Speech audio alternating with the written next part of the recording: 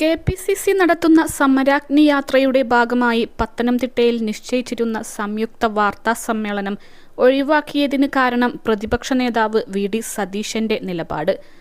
K. Sudhakaran ആലപ്പുഴയിൽ നടത്തിയ അസഭ്യ പരാമർശം വിവാദമായ പശ്ചാത്തലത്തിലാണ് വാർത്താ സമ്മേളനം ഒഴിവാക്കിയത്.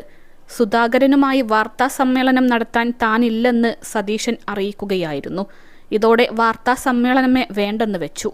സമരാഗ്നിയുടെ ഭാഗമായി പത്തനംതിട്ടയിൽ കെ. സുധാകരനും വി.ഡി. സതീശനും ഒരുമിച്ച് വാർത്താ സമ്മേളനം നടത്തുമെന്നാണ് ആദ്യം പത്തനംതിട്ട ഡി.സി.സി വ്യക്തമാക്കിയത്. എന്നാൽ ഇതുണ്ടാകില്ലെന്ന് പിന്നീട് ഡി.സി.സി നേതൃത്വം അറിയിക്കുകയായിരുന്നു. ശാരീരിക ബുദ്ധിമുട്ടുള്ളതിനാൽ പ്രതിപക്ഷ നേതാവ് എത്താൻ വൈകുമെന്ന് നേരത്തെ അറിയിച്ചിരുന്നുവെന്നാണ് സംയുക്ത വാർത്താ സമ്മേളനം ഒഴിവാക്കിയത് സംബന്ധിച്ച് വി.ഡി. സതീശന്റെ ഓഫീസ് അറിയിച്ചിരിക്കുന്നത്.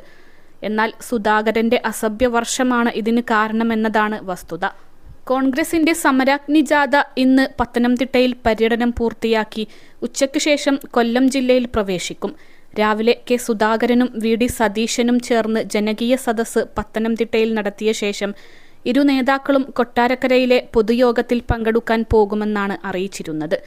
കെ. സുധാകരന്റെ അസഭ്യപ്രയോഗവും ആന്റണി എം.പിയുടെ നാക്കുപിഴയുമൊക്കെ സമരാഗ്നി യാത്രയെ വിവാദത്തിലാക്കി. തന്നെ ചീത്ത പറഞ്ഞ സുധാകരനെതിരെ സതീശൻ ഹൈക്കമാൻഡിന് പരാതിയും നൽകി. ഇനി വാർത്താ സമ്മേളനത്തിൽ എങ്ങനെ ഒരുമിച്ച് പങ്കെടുക്കുമെന്ന ചോദ്യവും സതീശൻ ദേശീയ നേതൃത്വത്തിനു മുന്നിൽ വെച്ചിട്ടുണ്ട്. +2 ഡിഗ്രി കഴിഞ്ഞവർക്ക് വേൾഡ്സ് ഫസ്റ്റ് AR/VR ക്ലാസ് റൂമിലൂടെ സ്മാർട്ട് ഫോൺ എഞ്ചിനീയർ ആവാം. കൂടുതൽ അറിയാൻ വിളിക്കൂ ബ്രിഡ്കോ. ഇന്നലെ UDF ഘടകകക്ഷിയായ മുസ്ലിം ലീഗുമായി ഉഭയകക്ഷി ചർച്ച നടന്നിരുന്നു. ഇതിനുശേഷം സതീശനും സുധാകരനും വെവ്വേറെയാണ് മാധ്യമങ്ങളെ കണ്ടത്. ഇതിന് പിന്നാലെയാണ് പത്തനംതിട്ടയിലെ സംയുക്ത വാർത്താ സമ്മേളനം ഒഴിവാക്കി സുധാകരനെതിരെ സതീശൻ കടുത്ത നിലപാടിൽ തന്നെയാണെന്ന സൂചന പുറംലോകത്തിന് നൽകുന്നത്. ഹൈക്കമാൻഡ് ഇടപെട്ടാൽ മാത്രമേ ഇനിയുള്ള ദിവസങ്ങളിലും സംയുക്ത വാർത്താ സമ്മേളനത്തിന് സതീശൻ തയ്യാറാകൂവെന്നാണ് സൂചന.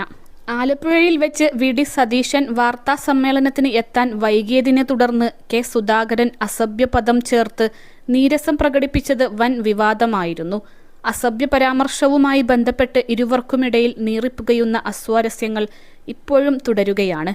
ഈ മാസം അവസാനം തിരുവനന്തപുരത്താണ് ജാഥ സമാപിക്കുക. പ്രതിപക്ഷ നേതാവ് വി.ഡി. സതീശനെതിരെ അസഭ്യവാക്ക് പ്രയോഗിച്ച സംഭവത്തിൽ മാധ്യമങ്ങളെ കുറ്റപ്പെടുത്തി കെപിസിസി അധ്യക്ഷൻ കെ. സുധാകരന്റെ വിശദീകരണം എത്തിയിരുന്നു. താൻ പറഞ്ഞതിനെ മാധ്യമങ്ങൾ വളച്ചൊടിച്ചു. തന്റെ ഭാഗത്ത് പാളിച്ചയില്ല, അതിനാൽ മാപ്പ് പറയില്ല. മാധ്യമങ്ങൾ തന്നോടാണ് മാപ്പ് പറയേണ്ടതെന്നും സുധാകരൻ മാധ്യമപ്രവർത്തകരോട് പറഞ്ഞു. വി.ഡി. സതീശനും താനും തമ്മിൽ ജ്യേഷ്ഠാനുജന്മാരെ പോലെയാണെന്നും അദ്ദേഹം കൂട്ടിച്ചേർത്തു. ശനിയാഴ്ച രാവിലെയാണ് വിവാദമായ സംഭവമുണ്ടായത്.